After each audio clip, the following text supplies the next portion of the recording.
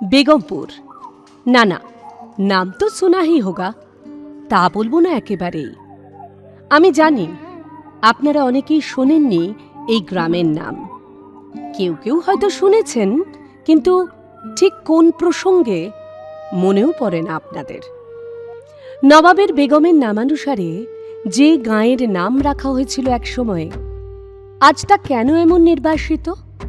কেনই বা বিখ্যাত বেগমপুরীর তাঁত আজ বিলুপ্তির পথে? শুধুই কি কালের নিয়ম, নাকি বিজ্ঞানের আধুনিকীকরণ? সেই গল্পই বলবো আজ আমাদের এই তথ্যচিত্রে।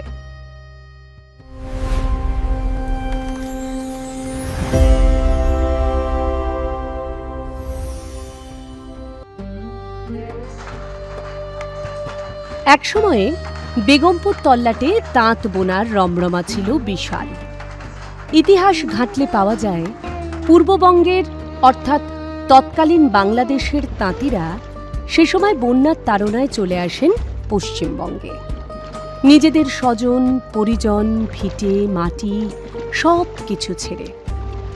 কিছু বিশেষজ্ঞ আবার এই সময়কালের বিরোধিতা করে বলেন, সময়কালটি বন্যা পরবর্তী নয়, বরং স্বাধীনতা পরবর্তী। তাঁদের মতে স্বাধীনতা পরবর্তী সময়ে টাঙ্গাইল ছেড়ে বেশ কিছু হিন্দু তাঁতিরা চলে এসেছিলেন এপার বাংলায়। তাঁরাই পরবর্তী সময়ে আস্তানাগারে শান্তিপুর, ফুলিয়া, আটপুর আর বেগমপুরে।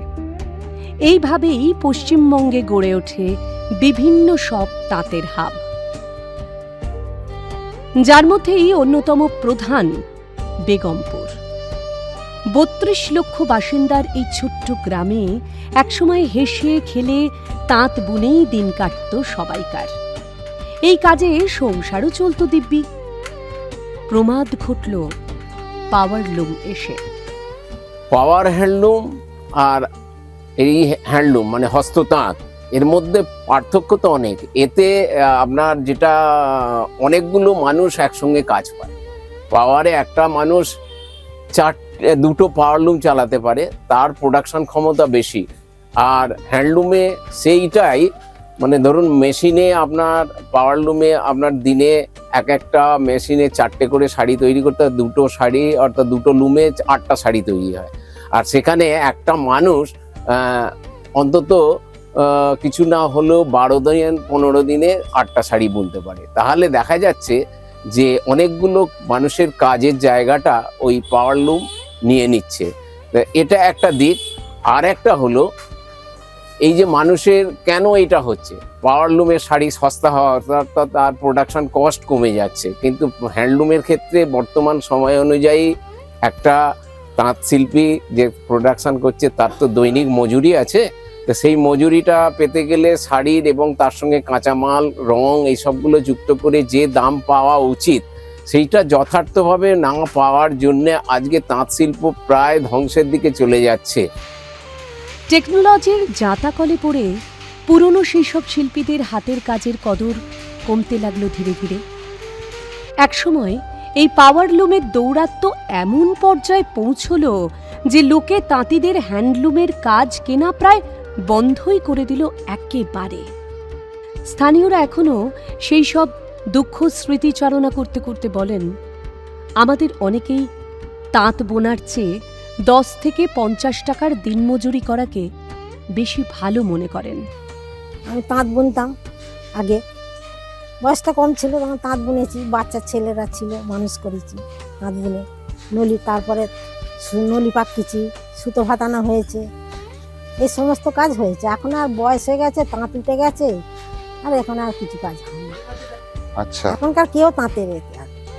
আচ্ছা, এখন সব যে যার, কেউ 10 টাকা রোজ, কেউ 30 টাকা রোজ, কেউ 50 টাকা রোজ, এইসব পাড়া এখান ওখান সব কাজ আছে, সেই সবগুলো করতে হবে। বেগমপুরী তাঁতিদের দৈন্যতা বোধহয় এর চেয়ে ভালো কথায় আর হয়তো বোঝানো সম্ভব নয়। পার্থক্য মানে আগে তো আমাদের বয়স কম ছিল, তখন যা কাজ করতেও পারতাম, তাতে অসুবিধে খুব একটা হতো না। কিন্তু এখন তো কাজ করতেই পারছি না ভালো।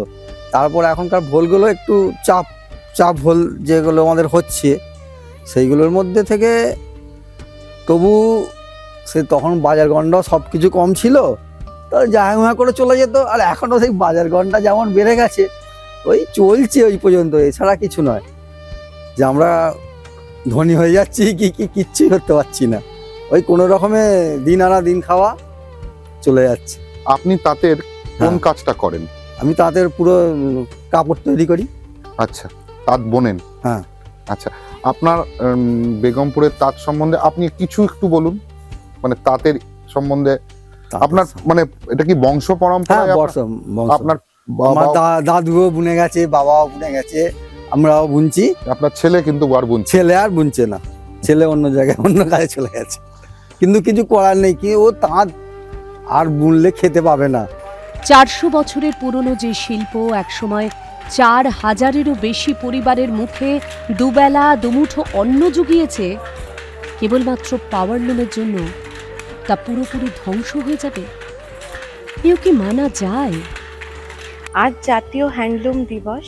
আমাদের আবরণের পক্ষ থেকে সেই সব তাঁতিদেরকে কুর্নিশ জানাই, যারা দিনের পর দিন অক্লান্ত পরিশ্রম করে সমস্ত ঝড়ঝাপটা পেরিয়ে এই যে প্রাচীন শিল্প সেটাকে এগিয়ে নিয়ে যাচ্ছে, যারা হারিয়ে যেতে দেননি আমাদের এই প্রাচীন শিল্পকথাকে।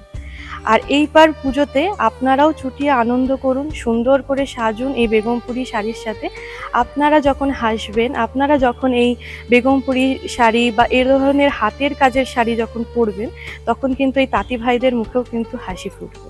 তাই অবশ্যই এই ধরনের শাড়ি পরুন, সুন্দর করে সাজুন আবরণের সাথে।